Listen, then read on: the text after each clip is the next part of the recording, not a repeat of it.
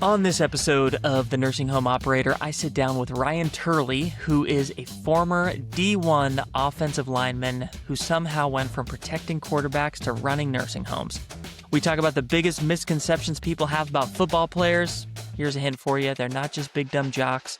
How Ryan accidentally found his way into long-term care and why he fell in love with an industry he originally wanted nothing to do with.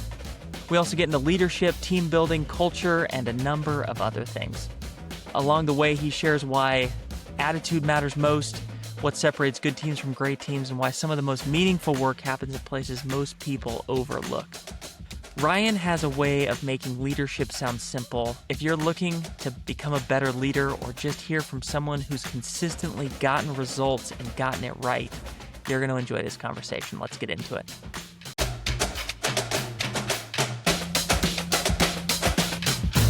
Ryan, thanks for coming on the show. So one thing that is not going to come across as well on the podcast is people don't understand just how big you are. So tell the people at home, how tall are you? I am officially barefooted 6'7". I may have lost 6'7". a little bit. I'm getting old, but I still claim 6'7". Yeah. And I'm not going to disclose my weight. You know what? You don't have to disclose your weight. Put a guess in the comments. No, I'm just kidding. So the reason I bring that up is because I remember one time we were walking through a nursing home together and somebody asked if I was your son. And I will never forget that because you have no idea That what was it's it. like Yeah, being that's right. I 6'7". remember Like that. everybody assumes that you are just like mature and have a nice calming presence and all that stuff. As a 5'9" guy, people are always just like, "Oh, are you lost? Like, do you need help finding your parents?" It's like, no, I belong here. You know, Darn it, I'm an adult. But it's funny because I feel like I'm a more average, normal size. I just feel like I'm just like everybody else. And then I see myself in a picture standing next to somebody else or a group, and I stick out so drastically that it just almost shocks me every time I see it. Like I'm a freak. all you big guys always say that you guys feel, hey, I just feel normal, right? I have Yeah. another friend who's like, he's my big friend, right? And like Mm-hmm. we were roommates in college and he like one time just like jumped on this, like, I think it was like a couch or something, and fell right through the couch. And he just like, he felt like a little guy. And I'm like, you're not a Yeah. little guy. You got to be careful. You can hurt somebody out here. But Ryan, you also played some D1 football. Mm-hmm. That is correct. A long time ago. Tell me about it. Where was it at? What did you play? What position? Whenever I meet someone, they say, "Oh, did you play football?" And they ask me what position I played. As I'm standing there, I usually try to test their knowledge, and I'll say something like, "I was a slot receiver," and just see their reaction. If they say, "That's really cool," I know they have no idea anything about football because I was an offensive lineman, and it's obvious. So yeah, I played offensive line. I identified as a tight end Okay. and asked and begged for the rock, multiple times. I did get switched to tight end at a junior college stop, and I was so excited. And I realized I was just an extra blocking tackle. So, yeah, I was destined to be an offensive lineman. So I played 3 years at the U of A back in At the the U of mid to A. late 90s. Yeah. Love it. So I just Love it. outed myself. That's how old I am. You know, I'm not going to do the math, and we won't disclose anything. So Ryan, I'm assuming that most people, when they look at you, just like when people look at a tall person, they're like, "Did you play basketball?" I'm assuming when people Mhm. look at you, they're like, "Did you play football?" So tell me, what is the stereotype of football players that you feel like is completely false?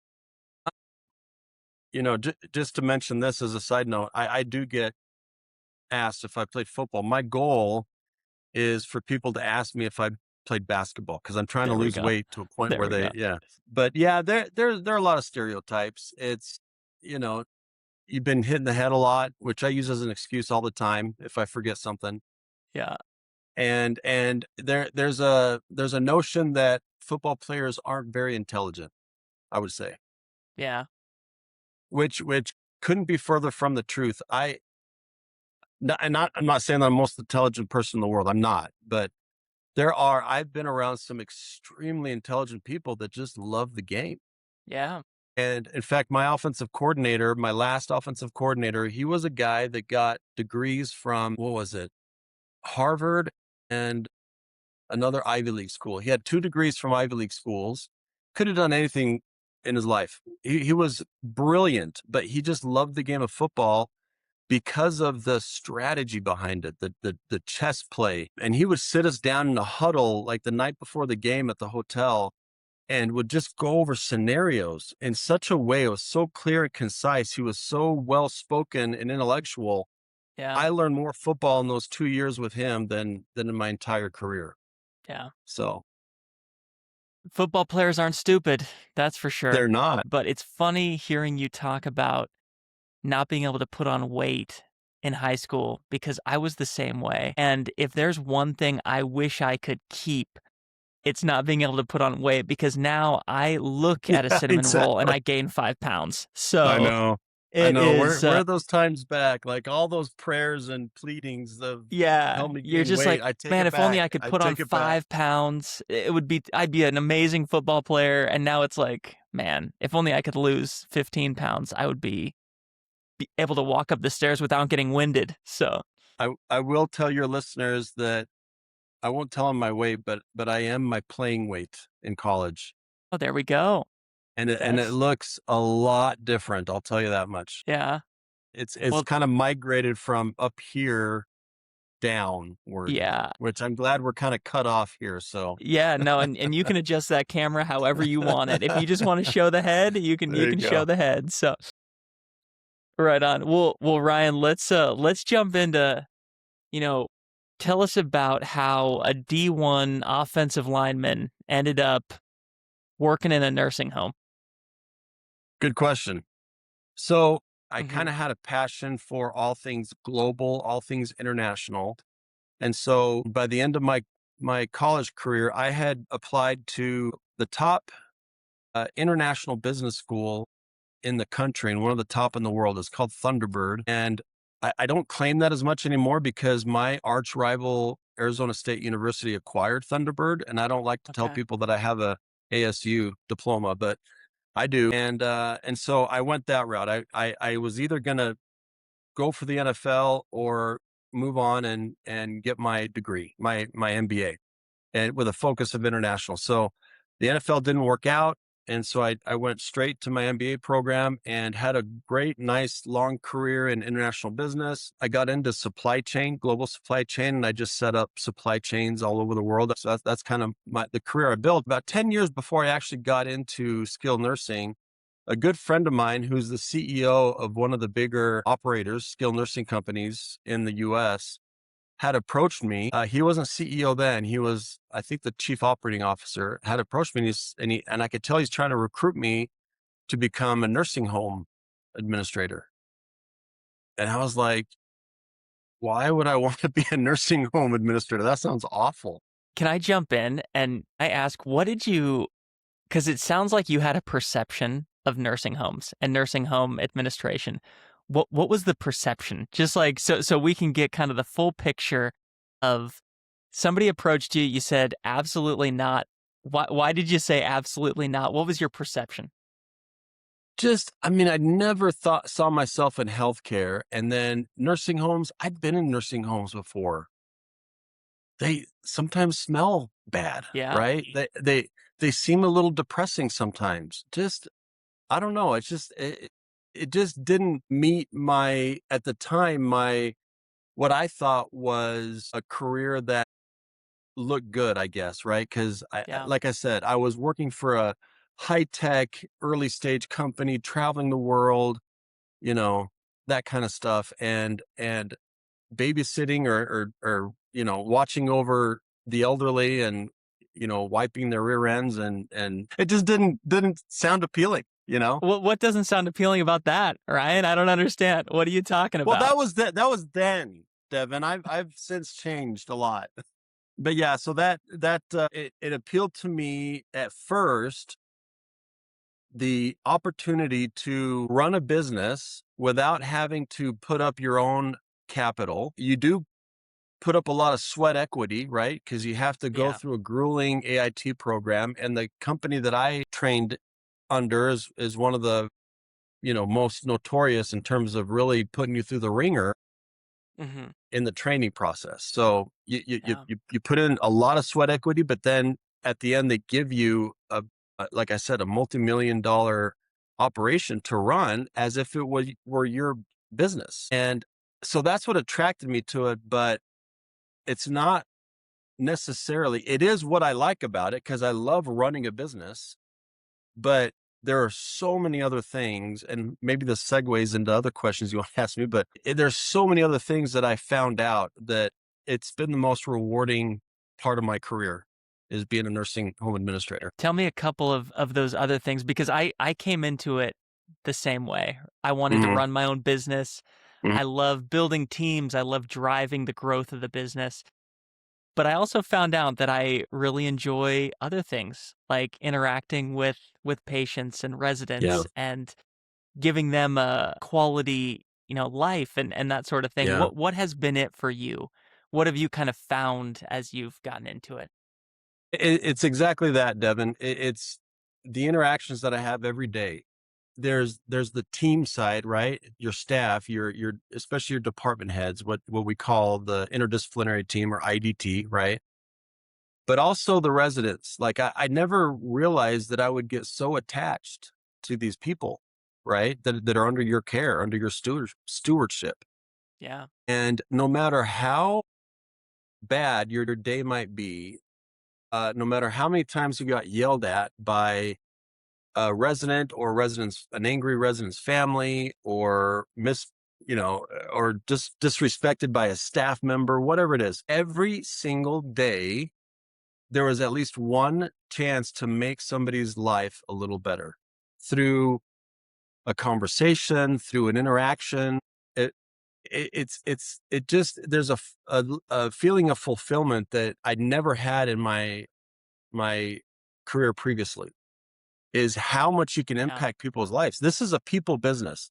You either work in a nursing home or you live in a nursing home, right? We don't make anything. We Yeah. just care for people. And that caring just gives me such a sense of satisfaction that I've never felt before.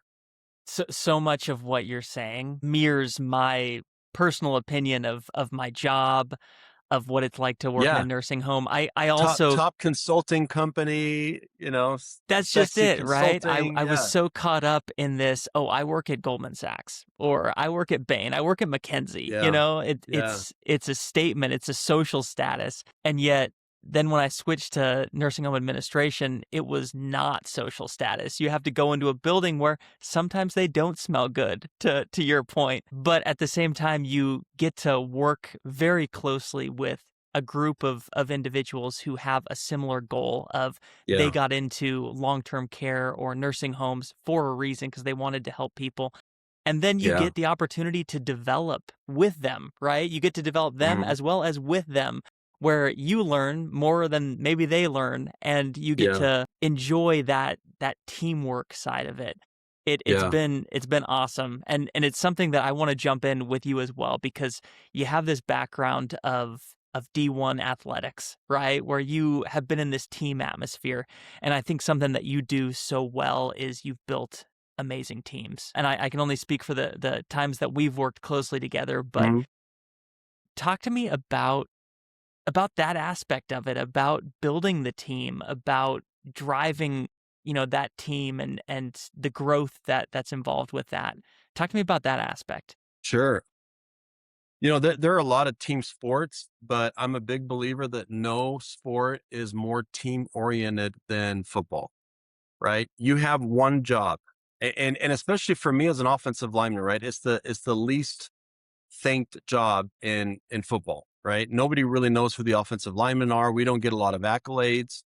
But you walk into a locker room and you ask people like, who's your most important teammate? They point at the offensive lineman, right? Football players know how important offensive linemen, but we don't get any credit hardly. And that's okay by us, right? If you talk to most offensive linemen, they don't they're not limelight seekers. They don't care. They just want to be a good participating, you know, a big part of the team, right? Of the success of a Yeah. team. So that I carried that with me. And it helps in this environment because from a work standpoint, I haven't really been in an industry or seen an industry that requires more teamwork than running a good nursing home that has quality, not only financial success, but quality outcomes clinical outcomes at the same time, Yeah. right? To have everything work together to make the building financially successful and provide good care requires so much teamwork. And that's one thing that I don't tolerate is, backstabbing or throwing others under the bus or not being a team player. Every person we hire, I make sure that I have the last conversation with them. And it's not so much an interview as it is an expectation setting. And the first thing I talk about is I demand good teamwork. You have to be a team player for this to work. We're dealing with, you know, very small margins, right? So Hmm. the margin for error, and it's so regulated that the margin for error on both the financial and clinical side is razor thin. And so you just have to be a team to make this work. And when you do find that right team, it's absolutely magical. When everybody's rowing in the same direction. And then you start getting the outcomes, a good survey, financial success, the feeling, the reward as a team is just incredible. Ryan, how do you know that you found the right team? Because sometimes I find myself always questioning, is this the right person Yeah, in the right seat? right. How do you know that you've found the right team? I would say I think there are a lot of indicators, but one of the biggest for me is when you see a team that can disagree with each other respectfully, but adamantly disagree and come out of it on the other side, everybody on the same page. To me, that's a healthy team that you can have open, direct conversations, constructive criticism, that kind of thing, and you're still a high functioning team. Having fun together, that's a big indicator. I love humor. I'm always joking around. I feel like humor is really necessary in this environment because it's a hard job. Being a Yeah. CNA is a hard job. Being a nurse is a really tough job. Being a director of nursing is the hardest job. You know what I mean? And so I just feel like levity is really crucial. So one thing I tell everybody that will listen, and my employees have to listen to me. So I tell them, positivity is really contagious. We've all heard that, right? You're a positive person, it's just contagious. But what's more contagious than positivity? Negativity. Negativity spreads like wildfire if it's not kept in check. Positivity, you have to work at it a little bit because we all, as humans, have bad things happen, right? Whether it's at home or work, we just sometimes want to complain. Yeah. And I think it's just human nature to just have somebody listen to us complain and complain about what? Complain about management, complain about this job, complain about low pay, blah, blah, blah. That is such an easy thing for humans to do. And it just spreads like wildfire. So I tell people all the time, you really have to work at positivity. But when you do that, it also spreads. It just takes a little more work. Yeah. Let's dig into that a little bit because that's another observation that I have is we work in nursing homes. We have to see people who are coming in after difficult procedures, trials in their life. We very rarely catch people at their best moment. Yeah, And as employees and people who serve these people, a lot of times it means dealing with difficult attitudes. People for throw sure. you under the bus, right? Yep. They're very just difficult Yeah. because of the situation that they're in. How do you tell people to stay positive? Is there more to it though? Is there more that you're doing to help people stay positive? It sounds like you joke around a lot, which I've seen that, and I've seen that your teams are positive, but what are you doing to help people stay positive? I think the biggest thing is lead by example, right? You hear that a lot. It's cliche. So what happened is Ryan and I just had technical difficulties, but it was saying that Ryan's video wasn't recording or wasn't getting saved. But luckily, Riverside saves everything on cloud storage. But what I'm really concerned about is the momentum we had. Darn it! I'm sure the I people at home know. are like, there was no momentum, but I felt like there was momentum. I felt we were in the zone. Where were we at? What I was getting at is it's mostly just through example. Like when facing a difficult situation, you just have to stay poised. Just like in football, right? You have to stay poised, right? But I can't tell you how many times my coaches, harped on, remaining poised, right? Because if you're too worried about the outcome, you're never going to be successful, right? So if survey walks in, state walks in for whatever, if they see a leader that's freaking out and not showing confidence, they're going to mirror that same energy. Yeah, We just had a state walk in yesterday, and if you just face it with confidence, with poise, even a little humor. State surveyors like a little humor. They're human. And that levity will help kind of keep everybody calm and put them in the best position to do their jobs best, right?